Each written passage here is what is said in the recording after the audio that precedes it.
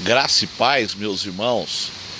Neste momento, eu gostaria de trazer uma palavra para os irmãos sobre essa confusão escatológica que nós temos visto na internet.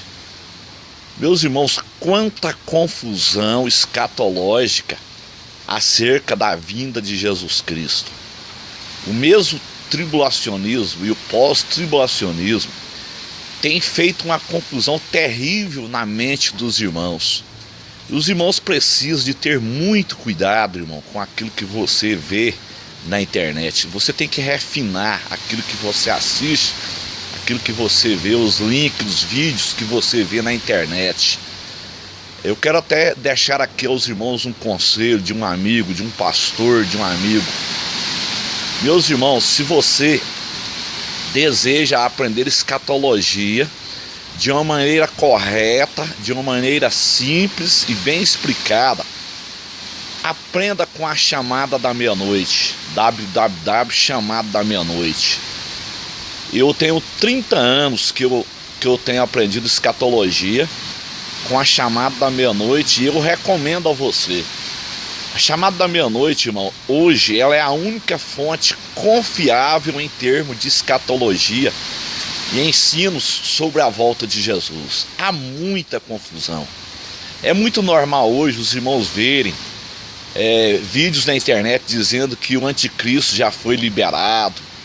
É muito normal você ver vídeos na internet dizendo que os selos do Apocalipse já foram abertos, que as trombetas já foram trocadas, as trombetas do Apocalipse. Nada disso, meus irmãos, nada disso.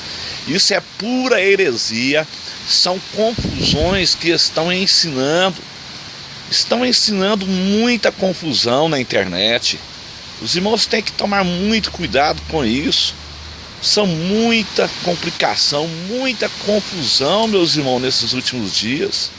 Muita coisa que está acontecendo que não tem nada a ver. No livro do Apocalipse, por exemplo, nenhuma profecia, eu falo para os irmãos com toda a clareza, com toda a certeza, com toda a experiência que eu tenho nesses 30 anos estudando escatologia. O livro do Apocalipse, nenhuma profecia, meus irmãos, a partir do capítulo 4 já se cumpriu. Nenhuma profecia. Porque o próximo acontecimento do Apocalipse é justamente as profecias do capítulo 4. As profecias do capítulo 4, elas mostram o arrebatamento da igreja. O próximo acontecimento profético é justamente o arrebatamento da igreja. Porque no livro do Apocalipse, nós estamos vivendo exatamente dentro da era de Laodiceia. É a última fase da igreja na terra. Quando o João, o evangelista, ele recebeu a revelação do Apocalipse ali na ilha de Patmos, no ano 96, o anjo ordenou que ele escrevesse as cartas às 7 igrejas da Ásia Menor, que é uma região hoje que fica na Turquia. Hoje só existe as ruínas dessas igrejas na Ásia. Meus irmãos, mas do ponto de vista profético também representa 7 tempos da igreja na terra, desde a ascensão de Jesus Cristo até o dia do arrebatamento da igreja. Então a volta de Jesus ela é dividida em 2 fases. Ele vem para a igreja no arrebatamento e ele volta com a igreja no Monte das Oliveiras. Então há muita confusão. Por exemplo, os irmãos vê muita confusão em cima de Mateus 24 e 2 Tessalonicenses capítulo 2. Mateus 24, meus irmãos, foi escrito para o povo judeu. Quando foi escrito Mateus 24, a igreja nem existia, porque a igreja ela só foi fundada 50 dias após a Páscoa, no dia de Pentecostes. Então Mateus 24 é uma profecia que Jesus ele profetizou acerca da grande tribulação e da segunda vinda. Jesus estava falando para o povo judeu. O problema dessa confusão toda é porque a maior parte dos evangélicos, o mesmo tribulacionismo e o pós-tribulacionismo, eles seguem o ensino da teologia da substituição. O que fez a teologia da substituição? A teologia da substituição ela colocou a igreja no lugar de Israel, e a igreja não é Israel. Você tem que saber discernir na Bíblia o que é escrito para a igreja, o que foi escrito para Israel. Nós temos que observar as regras de hermenêutica, ou seja, as regras de interpretação bíblica. O que é a regra de hermenêutica? A Bíblia oferece comentário para a Bíblia. Você não pode estudar o livro do Apocalipse e fazer uma interpretação arbitrária do livro, porque a profecia ela não é de particular interpretação. Nós temos que usar a hermenêutica, temos que usar por que Deus falou, para quem Deus falou. Deixamos as profecias se interpretar. Por exemplo, o livro do Apocalipse, você tem que estudar ele junto com o livro de Daniel. Daniel, ele é o dicionário do livro do Apocalipse. O livro do Apocalipse também tem que ser estudado junto com os profetas do Antigo Testamento. Aqui um exemplo que eu vou dar aqui aos irmãos, por exemplo, Apocalipse 12, deve ser estudado junto com aquele primeiro sonho de José. Quando José ele sonhou ali que viu a lua, o sol e 11 estrelas se inclinando a ele. Você tem que estudar Apocalipse 12 junto com esse sonho.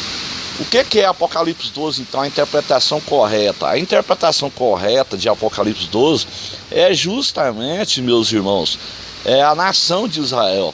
E quantas das vezes você vê falar que Apocalipse 12 é a igreja, outros falam que é Maria? Não tem nada a ver. O livro do Apocalipse, então, a partir do capítulo 4, meus irmãos, ele mostra a igreja arrebatada, lá está claro, depois destas coisas. Que coisa? Depois da última fase da igreja na terra. Onde nós estamos vivendo então no livro do Apocalipse? Estamos vivendo exatamente na era de Laodiceia. Esta igreja apostata que nós estamos vivendo nos últimos dias, essa igreja apostata, essa igreja rica, esse cristianismo milionário. Então nenhuma profecia a partir do capítulo 4 do Apocalipse já se cumpriu.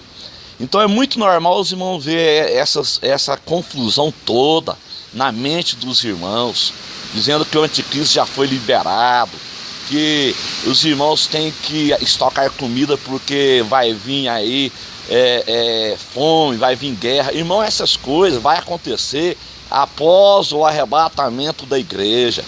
O arrebatamento da igreja ele é iminente, ele pode acontecer a qualquer momento. Do capítulo 4 até o capítulo 22 do Apocalipse, então, nenhuma profecia já se cumpriu. Então você tem que dividir o livro.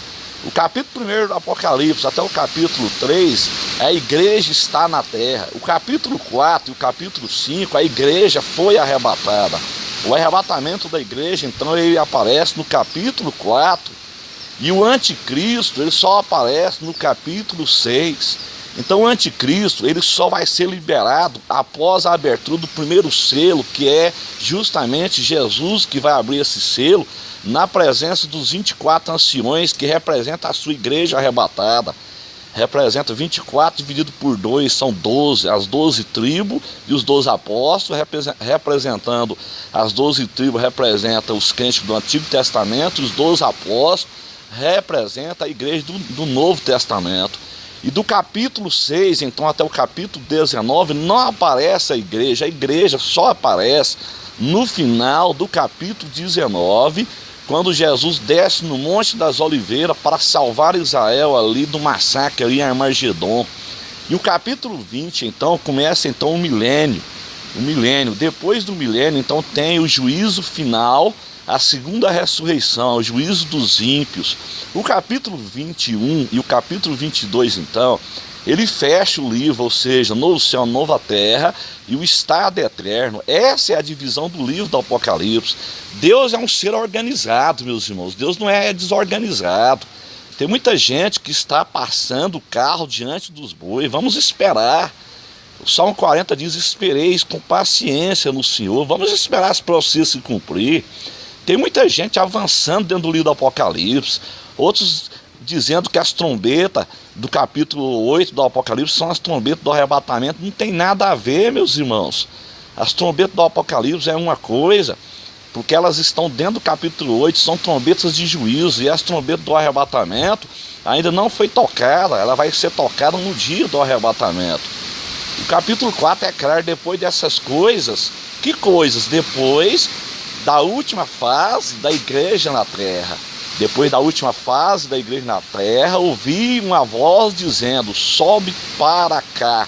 Então Jesus passa então a falar com João através do céu. João é arrebatado. Então o arrebatamento de João, no capítulo 4, ele é um tipo do arrebatamento da igreja. No capítulo 4, versículo 2, eu fui arrebatado em espírito. Então é um tipo do arrebatamento da igreja, meus irmãos. Então vamos tomar cuidado, irmão. Tem muita confusão na internet. Os irmãos têm que refinar. Os irmãos tomem cuidado com aquilo que você vê na internet. É muita confusão. Dizendo que os irmãos tem que estocar comida, que vai vir meteoro. Irmão, essas coisas são coisas da grande tribulação. Se tem alguém vendo isso, essa sonharia toda, Deus está mostrando para você então a grande tribulação. Não é sinais do arrebatamento, são sinais para a segunda vinda em Israel. Então vamos ter cuidado, meus irmãos. Eu, com toda a experiência que eu tenho, como eu disse aos irmãos, pela misericórdia do Senhor, tenho 30 anos estudando escatologia. Escatologia é um quebra-cabeça. Você não vai entender escatologia de um dia para o outro. Tem pessoas pegando o livro do Apocalipse e querendo entender o livro de uma hora para outra. Eu tenho 30 anos que eu estou aprendendo escatologia. Estou ainda aprendendo escatologia.